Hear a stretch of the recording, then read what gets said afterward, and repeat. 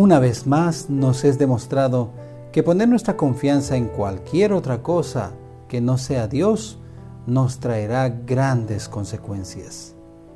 La palabra de Dios dice en el capítulo 29, versículo 3, Di, así dice Dios el Señor, yo contra ti, Faraón, rey de Egipto, el gran dragón que yace en medio de sus ríos, que dijo, mío es el Nilo, yo lo hice. Yo pondré anzuelos en tus mejillas, pegaré los peces de tus ríos a tus escamas, te sacaré de tus ríos y todos los peces de tus ríos saldrán pegados a tus escamas. Te dejaré en el desierto y te abandonaré.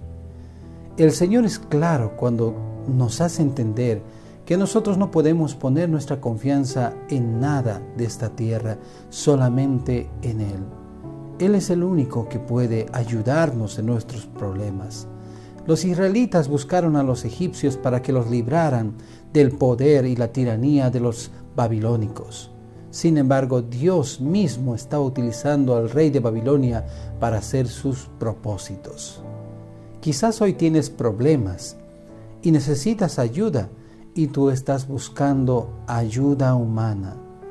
No lo hagas. Inclínate y confía en el Señor. Dios tiene lo que tú necesitas. Que Dios te bendiga.